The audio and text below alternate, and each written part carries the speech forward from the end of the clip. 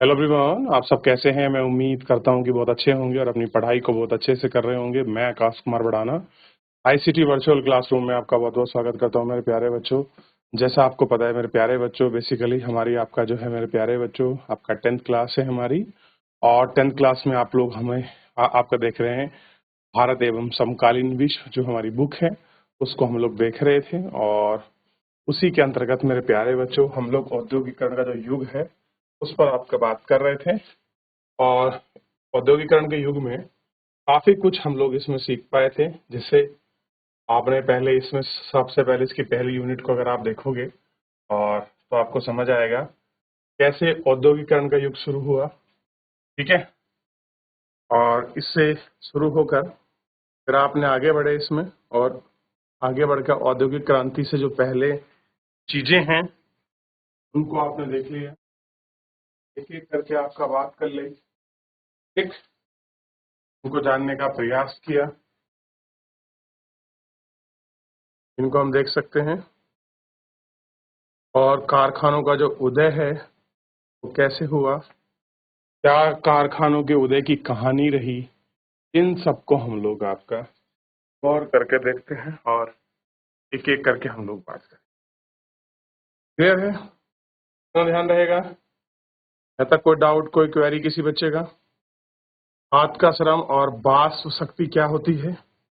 भाई जो हाथ का श्रम है और बास शक्ति, आप देखते हैं कि अधिकतर लोग मजदूरों से ही काम करना पसंद करते थे, लेकिन आप देखते हैं जॉब स्पॉट ने जो भाप के इंजन का प्रयोग किया, उसका कितने इंजन बने और उसका उस जमाने में भी जो मेनली यूज था हो रहा था,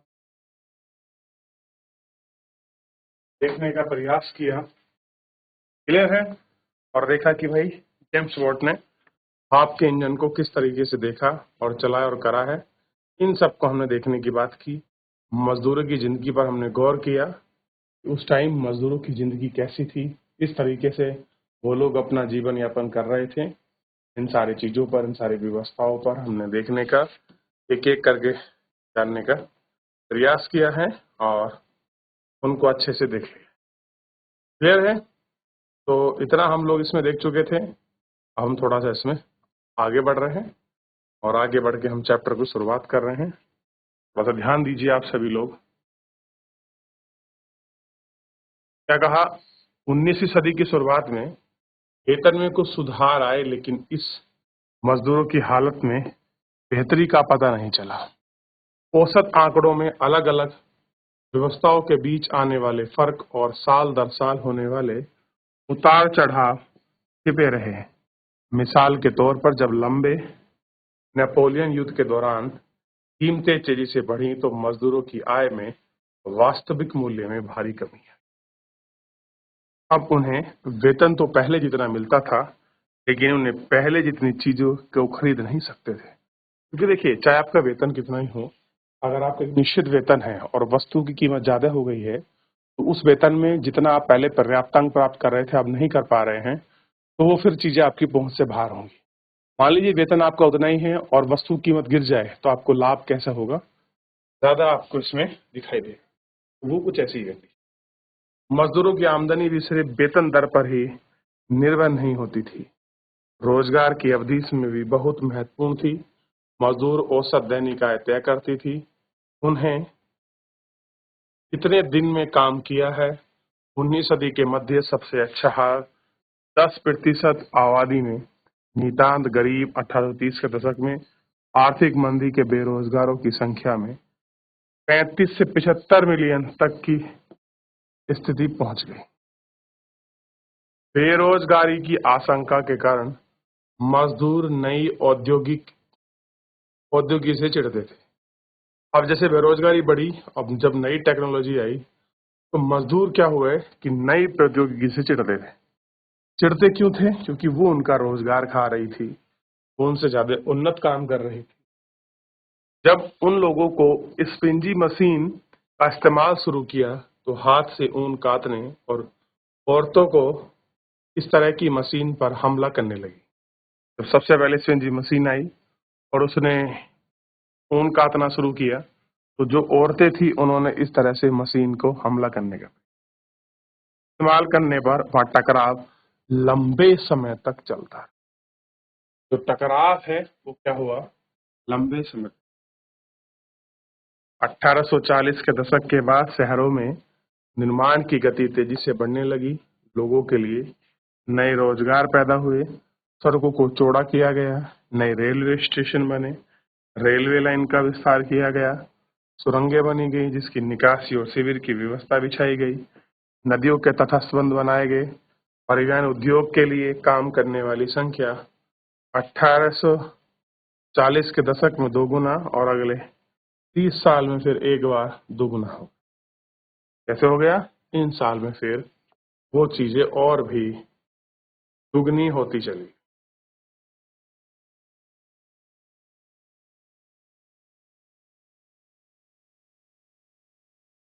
उपनिवेश में औद्योगिकरण। अब भारत पर नजर डालें और देखें कि उपनिवेश का औद्योगिकरण कैसे होता है। हम कारखाना उद्योग के साथ साथ गैर मशीनरी क्षेत्र पर ध्यान देंगे। हमारा अध्ययन मुख्य रूप से कपड़ा उद्योग तक ही सीमित रहेगा। भारतीय कपड़ा उद्योग एक समय आया। उन मशीन के उद्योग से पहले अंतर्राष्ट्रीय कपड़ा बाजार में भारत में रेशमी सूती वस्त्र का दबाव बना रहा। बहुत सारे देशों में मोटे कपास पैदा होते थे, लेकिन भारत में कपास होने वाला महीन किस्म था।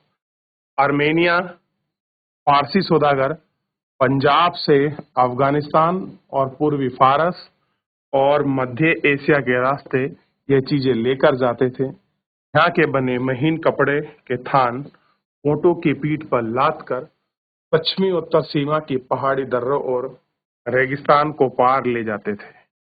मुख्य पूर्व में औपनिवेशिक बंदरगाहों से फलता फूलता समुद्री व्यापार चलता था। गुजरात के तट पर स्थित सूरत बंदरगाह के जरिए भारत खाड़ी लाल सागर के फारस से जुड़ा हुआ था। कोरोमंडल तट के मछलीपट्टनम, बंगाल में हुगली के मध्य से हुई दक्षिण पूर्व एशिया के बंदरगाहों के साथ व्यापार खूब चला। निर्यात व्यापार। इस नेटवर्क में बहुत सारे भारतीय व्यापारी और बैंकर्स रेलवे उत्पादन में पैसे लगे थे, चीजों को लेकर जानते थे, निर्यातकों को पहुंचते थे। माल भेजने वाले आपूर्ति सौदागर के जरिए बंदरगाह नगर देश के भीतर ही इलाकों से जुड़े हुए थे। ये सौदागर बुनकरों की पेशगी दी थी। बुनकरों से तैयार कपड़ा खरीदते थे और उन्हें बंदरगाहों तक पहुंचाते थे। बंदरगाहों पर बड़े जहाज मालिक, निर्यात व्यापारी, दलाल कलाम कीमतें में मोल भाव करते थे और आपूर्ति सौदागर से माल खरीदते। 1750 के दशक तक भारतीय सौदागर के नियंत्रण वाला नेटवर्क ये टूट गया। अब कह रहे जो नेटवर्क बना हुआ था, ये सब चीजें आपकी यूरोपीय कंपनी की ताकत बढ़ती जा रही थी।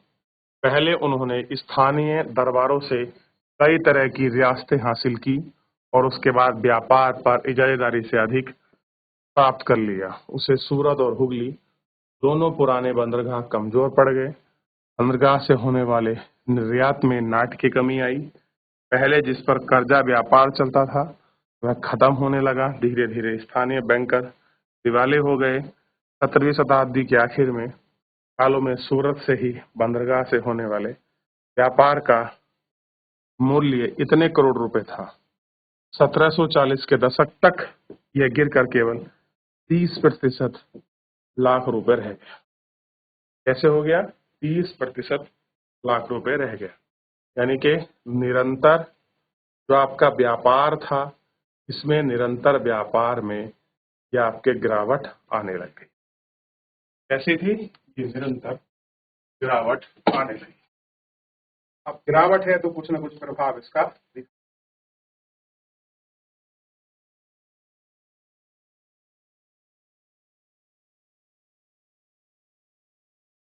गिरावट आ रही है। और कपड़ा जा कहां से रहा है? बेसिकली ध्यान रखना, कोरोमंडल, मछलीपट्टनम, बंगाल, हुगली, यानी कि कुल मिलाकर जो आपका पूर्वी तट है, इस पूर्वी तट के थ्रू ही ये सारी चीजें जा रही हैं। ठीक है। इन सब चीजों को हम लोग आपका देख पा रहे हैं कि कहां से किस तरीके से ये थ्रूइंग अपनी चीजें आपको दिखाई दे रही। याद रहेगा कहां से कहां ये ट्रांसफर हो रहे हैं, किधर से किधर ये चीजें चल रही हैं। आप बड़े स्पष्ट रूप से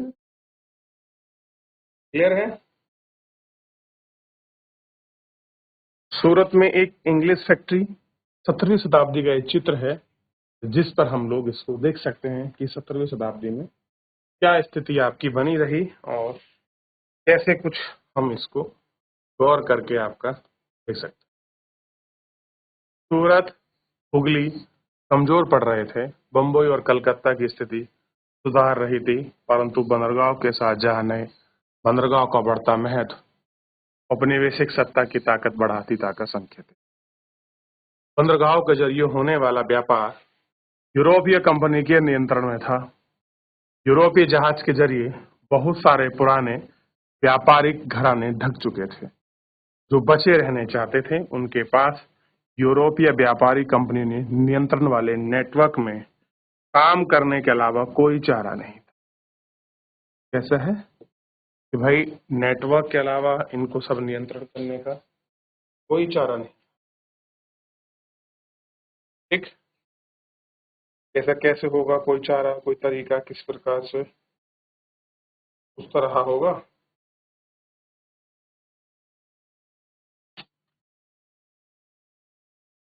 इन बदलाव ने बुनकर और अन्य कारीगरों की जिंदगी में किस तरह से प्रभावित।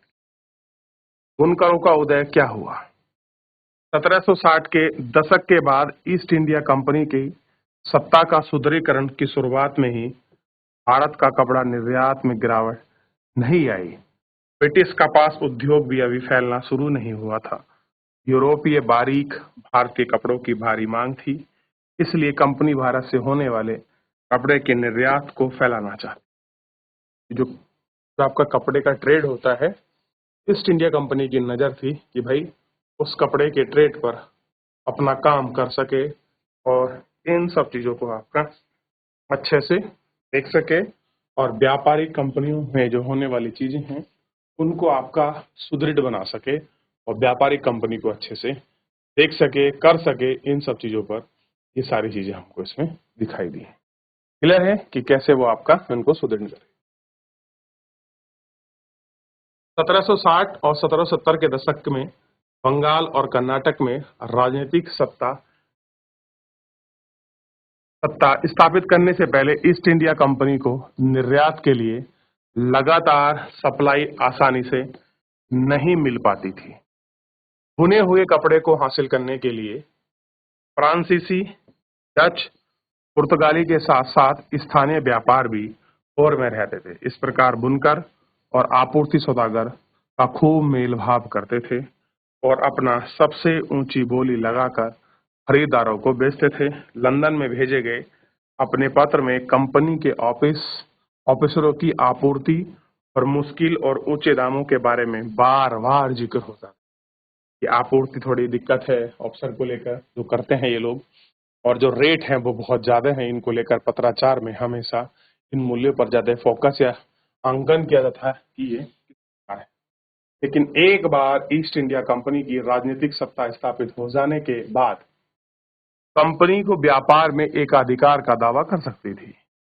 फलस्वरूप इस प्रतिस्पर्धा खत्म करने और लागतों को अंकुश लगाने, कपास और रेशम से बनने वाली चीजों का निर्यात की आपूर्ति को सुनिश्चित करने के लिए प्रबंधन और नियंत्रण की एक नई व्यवस्था लागू कर दी गई और यह कई चरणों में किया गया। कैसा है ये आपका, कई चरणों में इसको किया गया। पहला, कंपनी के कपड़ा में व्यापार में सक्रिय व्यापारी और दलाली को खत्म करने, बुनकरों पर ज्यादा प्रत्यक्ष नियंत्रण स्थापित करने की कोशिश की। कंपनियों ने बुनकरों पर निगरानी रखने, माल इकट्ठा करने, कपड़ों की गुणवत्ता की जांच करने, वेतनभोगी कर्मचारी को करने और गोमुक्त करने के लिए ये सारी बात इसमें की गई। क्लियर है। इन सबको इनके जरिए आपका जिक्र किया और आप इनको इसमें अच्छे से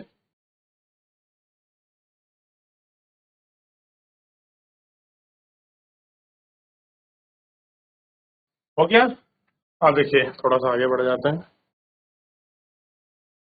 कंपनी को माल बेचने वाले बुनकरों को अन्य खरीदारों के साथ कारोबार करने की पाबंदी लगा दी, इसलिए उन्हें पेशगी रकम दी गई और एक बार काम ऑर्डर मिलने पर बुनकरों को कच्चा माल खरीदने के लिए कर्जा दे दिया गया और कर्जा लेते ही उन्हें अपना बना हुआ कपड़ा गुमशुदा के को ही देना पड़ता था। वे किसी व्यापारी को नहीं दे बेच सकते थे। जैसा कि कर्ज मिल गए और महीन कपड़े को मांग बढ़ने लगी, ज्यादा कमाई के आसपास बुनकरों की पेशगी स्वीकार करने लगे। बहुत सारे बुनकरों को पांच छोटे छोटे पट्टे थे जिन पर खेती करते थे। वे अपने परिवार की जरूरतों को पूरा करते थे। अब जमीन को भाड़े पर लेकर समय बुनाने लगे और अब पूरे परिवार का यही काम करने लगे। बच्चे औरतों सभी को कुछ ना कुछ काम करते थे। कैसे थे? कुछ ना कुछ काम। लेकिन जल्द ही बहुत सारे बुनकर गांव में बुनकरों की गुमशुदाओं के बीच टकराव की खबरें आने लगी। आपूर्ति सौदागर में अक्सर बुनकर गांव में ही रहते थे। बुनकरों को उनकी नजदीकी ताल्लुकात होते थे। वे बुनकरों की जरूरतों को ख्याल रखते थे और संकट के समय में उनकी मदद करते थे। और नए गुमशुदा बाहर के लोग उनके गांव से पुराने सामाजिक संबंध नहीं था। वे दबंगपूर्ण व्यवहार करते थे, सिपाही और चपरासियों को लेकर आते थे। समय माल तैयार ना होने की स्थिति में बुनकरों को सजा देते थे। मान लीजिए ऑर्डर टाइम पर अगर नहीं हुआ तो उसकी उनको पनिशमेंट मिलती थी। उन्हें तो अपने प्रॉफिट से मतलब था, और जब यहाँ पर उनका शासन था तो नियम कानून उनके अनुसार थे। सजा के तौर पर बुनकरों को अक्सर पीटा जाता था, कोड़े बरसाए जाते थे। बुनकर तो दामों पर मोल भाव करते थे और ना ही किसी भी माल को बेच सकते थे। उन्हें कंपनी की जो कीमतें मिलती थी उसे बहुत कम, और वे कर्जों की वजह से कंपनी से बंधे हुए थे। जो कर्जा था उन्हीं कर्जों की वजह से। क्लियर है या?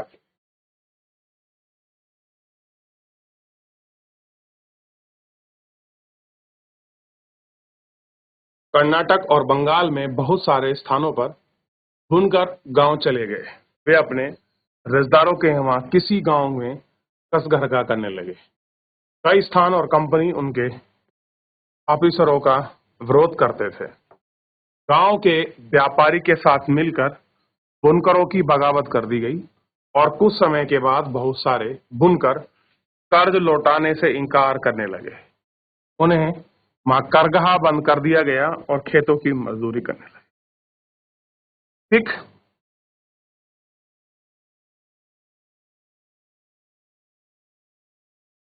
19वीं सदी आते आते कपास बुनकरों के सामने नई समस्या। अब क्या हुआ? नई समस्या आने लगी थी।